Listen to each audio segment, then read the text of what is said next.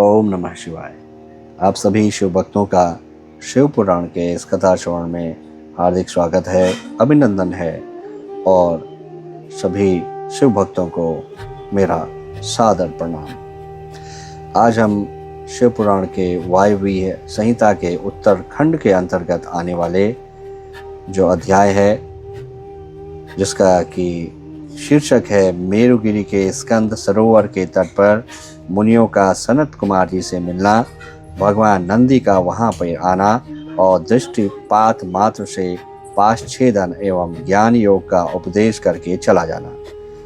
शिव पुराण की महिमा तथा ग्रंथ का उपसंहार, अर्थात ये शिव पुराण का अंतिम अध्याय है और इसमें भगवान नंदी जो मेरुगिरी के स्कंद जो सरोवर के तट पर आकर मुनियों का जो ब्रह्मा जी ने सनत कुमार को मिलने के लिए उपदेश दिया था, वो प्रकरण है। तो आइए प्रारंभ करते हैं। सूत जी कहते हैं, वहाँ मेरु पर्वत पर सागर के समान एक विशाल सरोवर है जिसका नाम स्कंद सर है। उसका जल अमृत के समान स्वादिष्ट, शीतल, स्वच्छ, अगाध और हल्का है। वह सरोवर सब ओर से स्फटिक मणि के शिलाखंडों द्वारा संगठित हुआ है। उसके चारों ओर सभी ऋतुओं में खिलने वाले फूलों से भरे हुए वृक्ष उसे आच्छादित किए रहते हैं। उस सरोवर में सेवार, उत्पल, कमल और कुमुद के पुष्प तारों के समान शोभा पाते हैं और तरंगें बादलों के समान उठती रहती हैं, जिससे जान पड़ता है कि आकाश ही भूमि पर उतर आया है।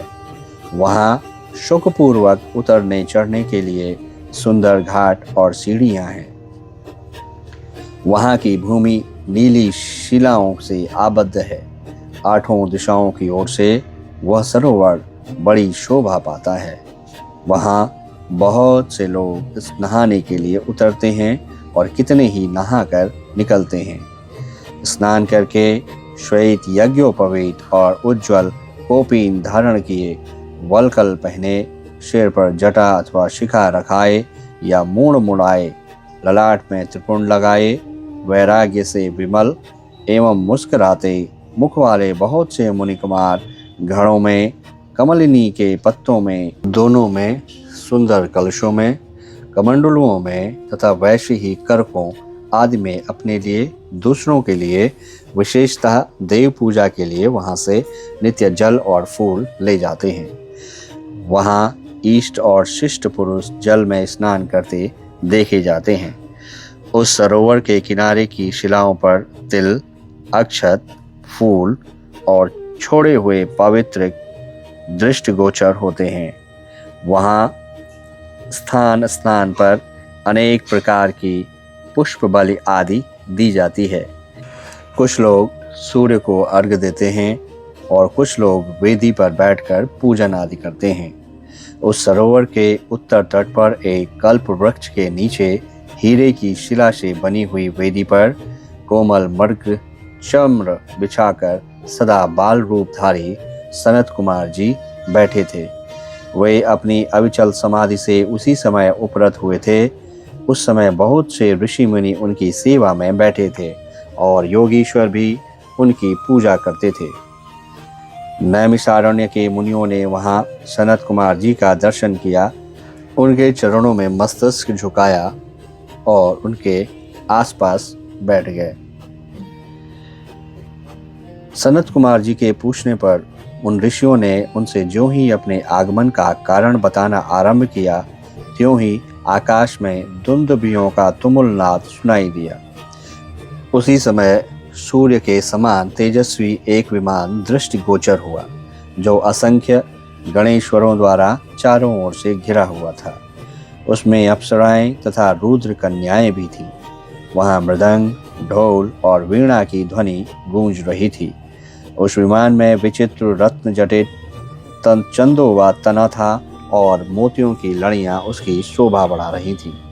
बहुत से मुनि, सिद्ध, गंधर्व, यक्ष, चारण और किन्नर नाचते, गाते और बाजे बजाते हुए उस विमान को सब ओर से घेर कर चल रहे थे।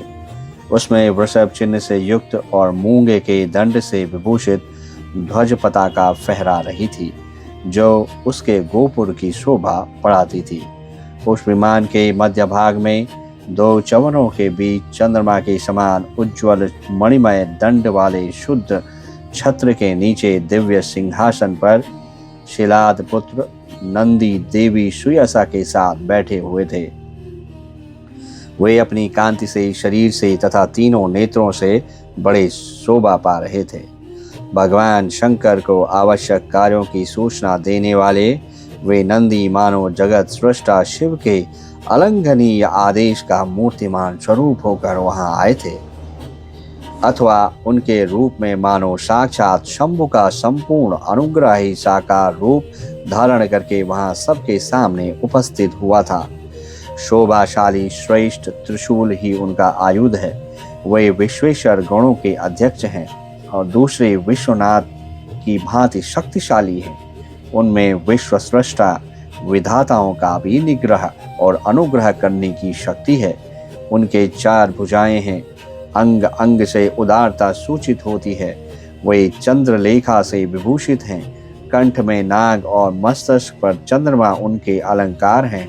वे साकार, ऐश्वर्य और सक्रिय सामर्थ्य के स्वरूप से जान पड़ते हैं। उन्हें देखकर ऋषियों सहित ब्रह्मा पुत्र सनत कुमार का मुख प्रसन्नता से खिल उठा। वे दोनों हाथ जोड़कर उठे और उन्हें आत्मसमर्पण सा करते हुए खड़े हो गए। इतने ही में वह विमान धरती पर आ गया। सनत कुमार ने देव नंदी को साष्टांग प्रणाम करके उनकी स्तुति की और मुनियों का परिचय देते हुए कहा, ये 6 कुलों में उत्पन्न ऋषि हैं, जो नैमिषारण्य में दीर्घ काल से सत्र का अनुष्ठान करते थे। ब्रह्मा जी के आदेश से आपका दर्शन करने के लिए ये लोग पहले से ही यहाँ आए हुए हैं। ब्रह्मा पुत्र सनत कुमार का यह कथन सुनकर नंदी ने दृष्टिपात मात्र से उन सब के पाशों को तत्काल काट डाला और ईश्वरीय शैव धर्म एवं ज्ञान योग का उपदेश देकर वे फिर महादेव जी के पास चले गए। सनत कुमार ने वह समस्त ज्ञान साक्षात मेरे गुरु व्यास को दिया और पूजनीय व्यास जी ने मुझे संक्षेप में वह सब कुछ बताया। त्रिपुरारी शिव के इस पुराण रत्न का उपदेश वेद के न जानने वाले लोगों को नहीं देना चाहिए। जो भक्त और शिष्य न हो उनको तथा नास्तिकों को भी इसका उपदेश नहीं देना चाहिए। यदि मोहवश इन अनाधिकारियों को इसका उपदेश दिया गया तो वह नरक प्रदान करता है। जिन लोगों ने सेवानुगत मार्ग से इस पुराण का उपदेश लिया, पढ़ा अथवा सुना है, उनको यह सुख तथा धर्म आदि त्रिवर्ग प्रदान करता है और अंत में निश्चय ही मोक्ष देता है। इस पौराणिक मार्ग के संबंध से आप लोगों ने और मैंने एक दूसरे का उपकार किया है, अतः मैं सफल मनोरथ होकर जा रहा हूँ।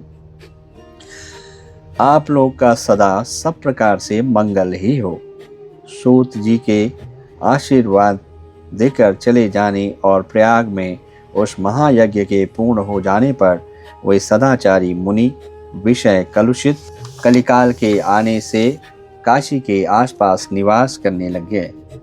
तदंतर पशुपाश से छूटने की इच्छा से उन सब ने पूर्णतया पाशुपत व्रत का अनुष्ठान किया और संपूर्ण बोध एवं समाधि पर अधिकार करके वे अनिंद्य महर्षि परमानंद को प्राप्त हो गए। व्यास जी कहते हैं, इस प्रकार ये व्यास जी जो कहते हैं उसको संस्कृत में जो कहा गया है वो मैं शब्दशः उसको सुना रहा हूँ। व्यास उवाच एतच्छिव पुराणं हि समाप्तं हितमादरात् पठितव्यं प्रयत्नेन श्रोतव्यं च तथैव हि नास्तिकाय न वक्तव्यं श्रद्धाय शठाय च अभक्ताय महेशस्य तथा धर्मध्वजाय च एतच्छ्रुत्वा हुयक्कावारं भवेत् पापं हि भस्मसात्। अभक्तो भक्तिमाप्नोति भक्तो भक्ति स्मृति भाग। पुनः श्रुते च सद्भक्ति मुक्ते शाचे श्रुते पुनः। तस्मात् पुनः पुनः शैव श्रोतव्य हि मुमुक्षुभिः। पंचावृत्ति प्रकर्तव्या पुराणस्य सद्धिया। परम फलं समुद्दिश्य तत् प्राप्नोति न संशयः। पुरातनाश्च राजानो विप्रा वैश्याश्च सत्तमा। सप्तक्रत्वस्तदावृत्या लभन्ता शिवदर्शनम्। श्रोष्य तथ्यापि यच्छेदं मानवो भक्ति तत्परः। इह भुक्त्वाखिलानं भोगानन्ते मुक्तिलभेश्च चः। एति शिव पुराणं हि शिवस्याति प्रियं परम्। भुक्ति मुक्ति प्रदं ब्रह्म स्मितं भक्तिवर्धनम्। एति शिव पुराणस्य वक्तुता श्रोतस्य सर्वदा। सगणा सुशतः सांबः सह करोतु शशंकरः। व्यास जी कहते हैं, इसका अब हिंदी अनुवाद है। व्यास जी कहते हैं, यह शिव पुराण पूरा हुआ।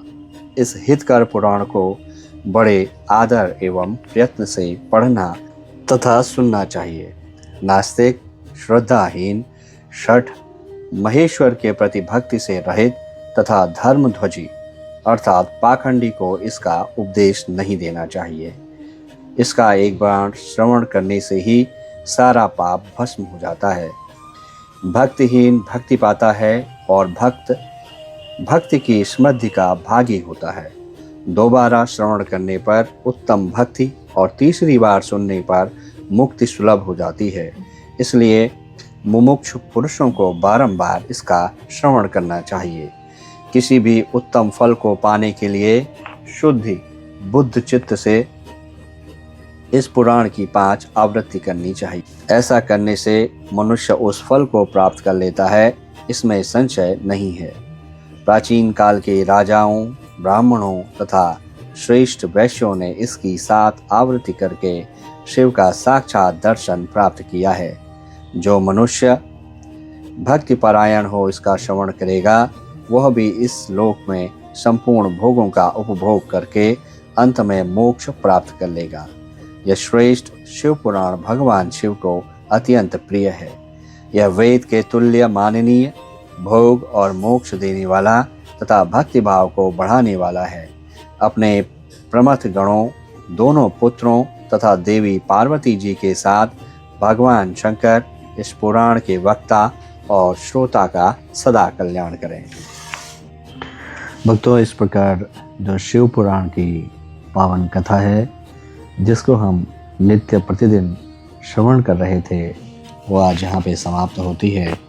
ये उसका अंतिम अध्याय था। इसके साथ ही मैं ये बताना चाहता हूँ कि शिव पुराण के हम पुनः आवृत्ति करेंगे, क्योंकि जब मैंने या मेरे मन में ऐसी प्रेरणा आई भगवान भोलेनाथ की कृपा से कि मुझे इसको, जो अन्य भक्त हैं, शिव भक्त हैं, या जो शुद्धि श्रोता हैं जो शिव पुराण की कथा को श्रवण करना चाहते हैं, तो उनके लिए मुझे YouTube पे इसको डालने के लिए या रिकॉर्ड करने की प्रेरणा हुई। और सच पूछिए, मैंने इसको किसी भी तरह से, मैं इससे कोई धन लाभ या कुछ अन्य कारणों से ये मैंने बिल्कुल भी नहीं किया। बाकी ये भगवान की इच्छा है, उन्हीं की प्रेरणा हुई थी, उन्हीं से प्रेरणा हुई थी, तो इसकी वजह से ये मैंने YouTube पे डालने का इसका काम किया है। क्योंकि ये मैंने आधे से YouTube पे डालना प्रारंभ किया था, क्योंकि मैं तब तक 2 या 3 खंड उमा संहिता तक शायद मैं पहले ही कर चुका था पार्ट इसका, तो वो मैंने YouTube पे नहीं डाले थे। तो अब मैं कोशिश करूँगा प्रारंभ से, जो वो तो मेरे लिए एक दूसरी आवृत्ति होगी, लेकिन मैं प्रारंभ से शिव पुराण का इसमें श्रवण करने के लिए प्रथम अध्याय से करेंगे और उसके पश्चात हम संस्कृत की ओर चलेंगे, जहाँ पे जो शिव पुराण की जो संस्कृत में मूल शिव पुराण है उसके श्रवण का हम सोपान करेंगे। तो मैं कोशिश करूँगा इसके कि संस्कृत के साथ ही उसका जो अर्थ का अन्वेषण है वो भी करता रहूं और आप सभी को जो मूल शिव पुराण है जिसमें संस्कृत में लिखा गया है वो सुनाऊं। तो जैसी आपकी इच्छा हो या जैसी प्रभु की इच्छा होगी वैसे हम करेंगे, क्योंकि अभी मैंने इस विषय में बहुत अधिक नहीं सोचा है। और जब आप लोग इस अध्याय का श्रवण करें तो अपने जो विचार हैं वो कमेंट्स के माध्यम से लिखें कि आप क्या चाहते हैं, संस्कृत मूल को मैं प्रारंभ करूं या हिंदी से जो टीका है शिव पुराण की उसके प्रथम अध्याय से पुनः प्रारंभ करूं। जैसा भी आपकी इच्छा होगी वह आप हमें ज़रूर अवगत कराइएगा, जिससे कि मैं आगे बढ़ूं और इसकी आवृत्ति संस्कृत या हिंदी या दोनों तरीके से करनी हो तो मैं दोनों प्रारूप के लिए करने के लिए तैयार हूं। और हम ऐसा करके दोनों जो संस्कृत की वाणी है, क्योंकि वैसे तो देववाणी संस्कृत को ही कहा गया है, तो उसमें मेरी बहुत ही स्वयं की भी इच्छा है कि हम उसका श्रवण करें। लेकिन उसके साथ क्योंकि इसकी आवृत्ति जो हमने शिव पुराण है उसकी प्रथम अध्याय से लेके और जहाँ तक कि ये YouTube पे नहीं है वहाँ तक मैं कोशिश करूँगा कि इसकी पुनः यहाँ पे आवृत्ति करूँ या पुनः इसको रिकॉर्ड करके आप लोगों के समक्ष प्रस्तुत करूँ। आप सभी का बहुत बहुत हृदय से धन्यवाद। आप लोगों ने जो कथा श्रवण में भाग लिया और समय निकाला अपने अध्यात्म को पुष्ट करने का भगवान भोलेनाथ की भक्ति के लिए और अपने को ध्यान निमग्न करने में शिव पुराण के, ये भगवान की इच्छा से ही इसका स्वाद प्राप्त होता है। अगर भगवान की इच्छा या हर इच्छा ना हो तो आप चाहे कितना भी चाह लो ये नहीं हो सकता। आप सभी का पुनः हार्दिक धन्यवाद, साधुवाद। शिव पुराण की कथा का नित्य प्रतिदिन श्रवण करने के लिए, और मुझे आशा है और उम्मीद या विश्वास भी है कि आप लोगों ने ज़रूर उन लोगों को शिव पुराण की इन अध्यायों का श्रवण करवाया होगा जो कि नित्यांत आवश्यकता में हैं। जैसे कि जो व्याधि से पीड़ित हैं, रोगी शरीर है जिनका, या जो स्वयं स्वाध्याय नहीं कर सकते। भगवान भोलेनाथ की कृपा आप सभी लोग के ऊपर बनी रहे। जब तक हम पुनः इस क्रिया को प्रारंभ करेंगे तब तक के लिए आप सभी लोग स्वस्थ रहें, भगवान भोलेनाथ की भक्ति में लीन रहें। हर हर महादेव। ओम नमः शिवाय। जय श्री केदार।